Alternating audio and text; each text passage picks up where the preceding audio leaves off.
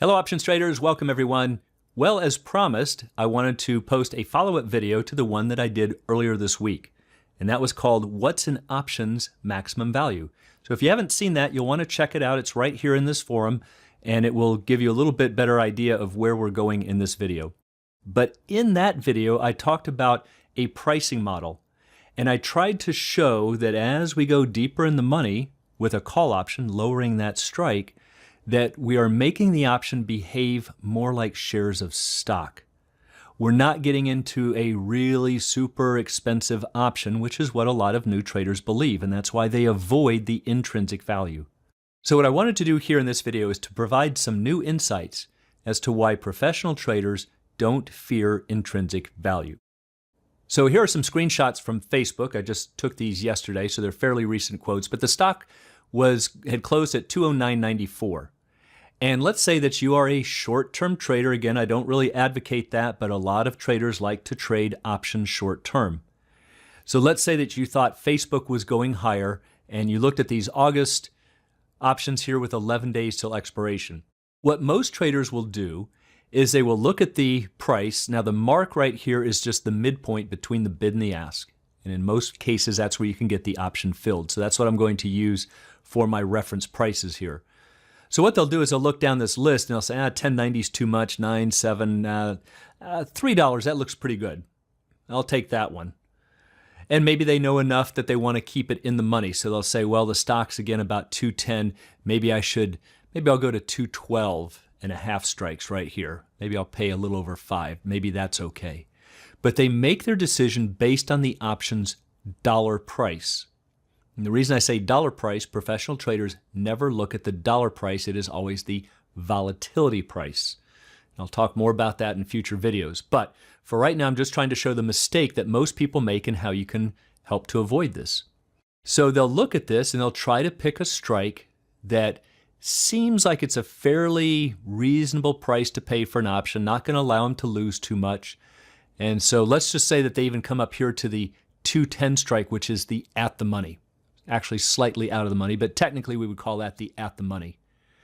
And so that's trading for $6.35. Maybe they decide to buy that one. So that's one choice. However, what they don't realize is that this option has no intrinsic value. That's what that little dash means right there. It's all extrinsic value. We have to make that up. The stock's got to move past 210 by the amount of the extrinsic value. We need that stock to go to 216.35 just to break even.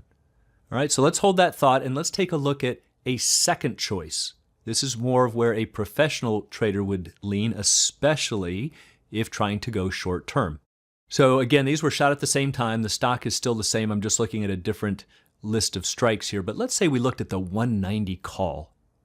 Now the 190 call is trading for $21.05, and that's what makes most people flip out and go, oh, I would never spend $21 on an option. You're not. You're spending $19.94 of intrinsic value, almost $20, and you're only spending this little $1.11 on the option. This is what makes an option an option. Don't pay attention to the intrinsic value. That's just cash. Why is that there? Well, if you buy the 190 call, you're asking the person who's selling it to you to give you the right to pay 190 for stock that's currently worth about 210. Yeah, of course you got to kick in the immediate other $20 right there. That's just cash in the deal. This is the option, and this is what you want to keep your eye on in the trading decisions. So let's compare these two. Let's take a look at the 210 call versus the 190 call and see what a difference it makes.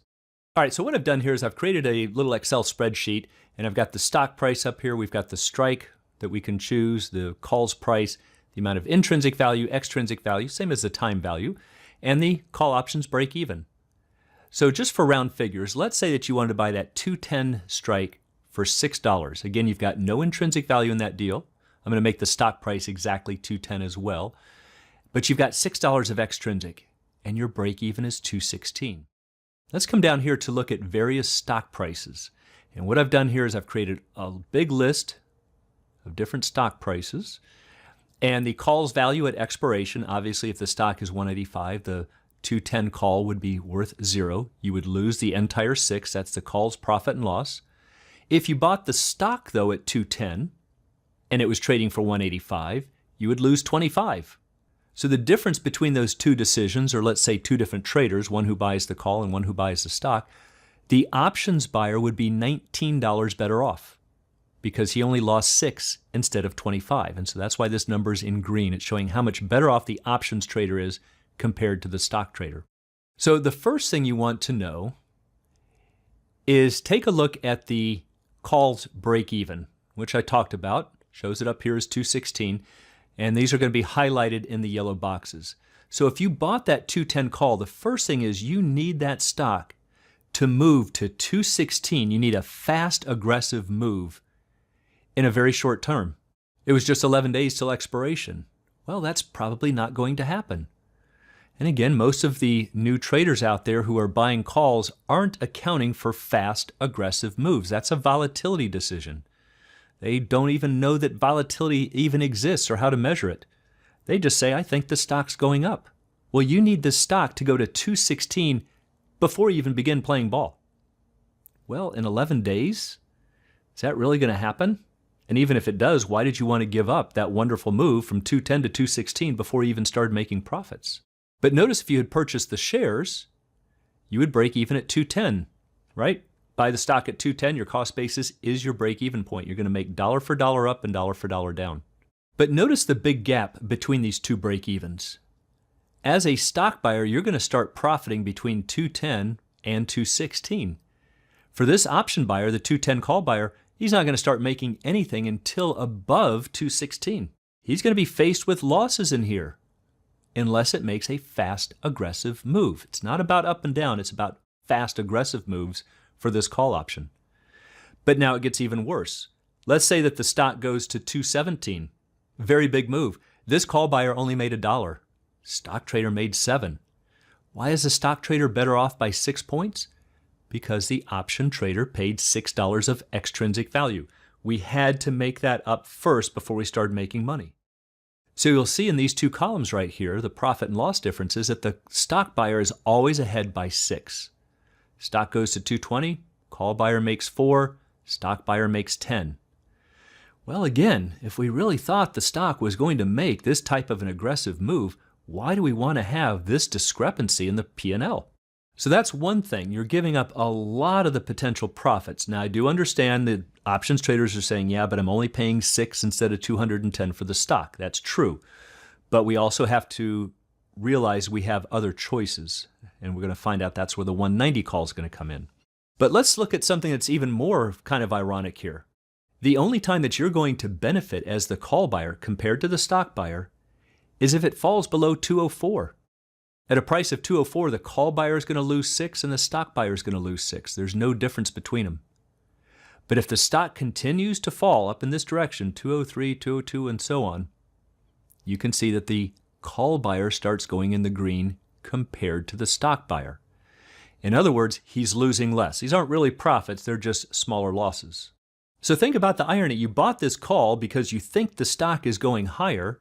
You choose to not buy the stock, but the only time you're going to benefit is if the stock falls to 204. Exactly the opposite of what you thought was going to happen. So it's not really coming into a benefit unless the stock makes a big drop compared to the stock buyer. And we can see that here by looking at the P&L of both of these positions. In the blue line, we have the stock position. And for those of you who are not familiar with how to read these charts, there is another video here called Profit and Loss Diagrams. I'll give you all the details. Here in red is the 210 call.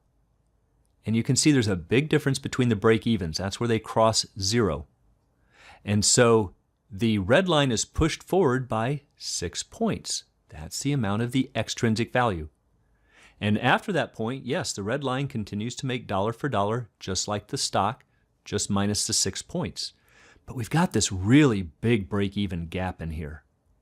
And the time that they cross, where the stock buyer and option buyer are equal, is down here at 204. Again, that was this price when they would both lose 6. And beyond that, you can see that the red line sits above the blue, is all through here. That's why we've got green values in here. Anytime that stock dips below 204, yes, you will be better off by holding the call, but that's because you're losing less money. Not much of a profitable position. Not much to brag about that you were better off with the call because you lost less money, even though your outlook was bullish. So you see, it starts to throw a whole mess of contradictory outlooks and decisions and opinions when you're buying the at the monies and the out of the monies. You need a fast, aggressive, like an immediate move in that stock. Is that going to happen today or tomorrow? Probably not. And that means you're most likely going to lose. Yes, you didn't pay a lot for the option, but you also virtually guaranteed you're going to lose. But now let's take a look at the 190 call. Let's make this 190, and I'm going to, just again for round numbers, make this 21. And you can see that we have $20 of intrinsic, but only $1 worth of extrinsic. So my break even is the strike plus the call price, or 211. Another way I can, kind of an easier way of coming up to that same number, is to realize I have paid $1 more, the extrinsic value, than the current stock price. It's a premium over and above the stock. So if I take 210 plus the dollar, I need the stock to get to 211. So now let's come down here and take a look at the charts. I'm going to actually expand this range a little bit. Okay, so first thing to notice is the break-even points. Look at how they're virtually identical. Not a big difference. Stock buyer breaks even at 210. As the option buyer, we break even at 211. We're only off by $1. Why? That's the extrinsic value. And now pick any stock price above there. Stock price comes up to 215. We're going to make 4. Stock buyer would make 5. Stock buyer will always be ahead by $1 because we overpaid for the stock by $1. That's the extrinsic value. But that's not a big deal. We can overcome that dollar. We're making money almost at the same point as the stock buyer, but we're only paying 21 instead of 210. But look at that, they're virtually identical. So again, as I showed in the previous video, this is more like stock. This is far more like shares of stock than it is an option. Let's take a look up here. Now you can see that the difference, or the point where both strategies, the call buyer and the stock buyer, break even, is if the stock falls to 189. Yeah, that's a pretty good fall before the option really comes to our rescue and starts actually outperforming the stock. But we should be willing to give that up. We're not bearish.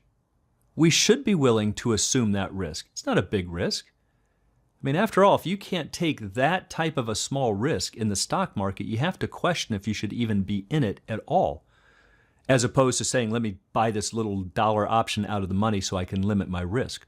All you're doing there is guaranteeing your losses. But take a look at the chart now. Again, the red line is my 190 call. Blue line's the stock. The stock is currently right here at 210. So look where we're operating.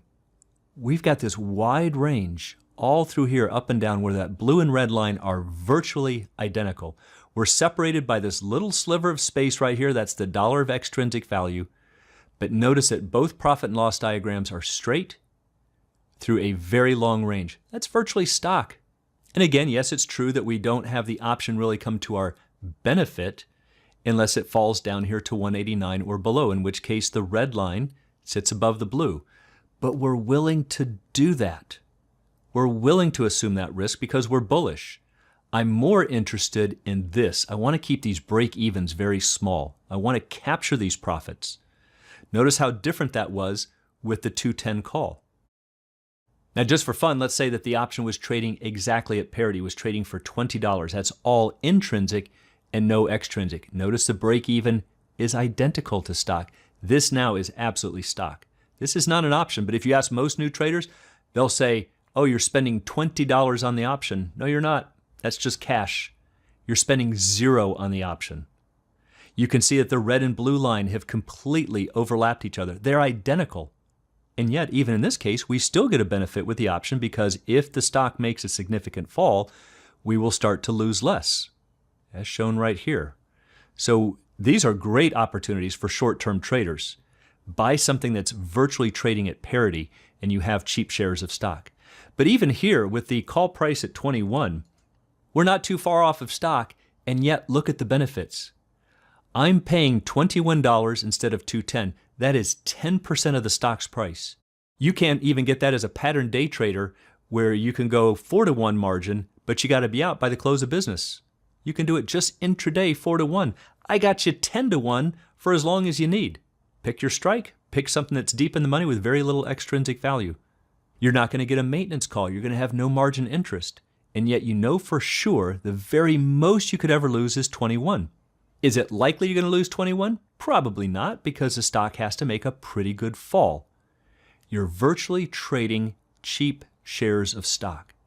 So for all of you who are new traders, especially for the people who like to do the short-term stuff, day trade, week, 2 weeks, things like that, stick with the in the monies. I can't emphasize that enough. I know it's going to go against your intuition because you're going to see relatively what appear to be high option prices compared to what you're used to.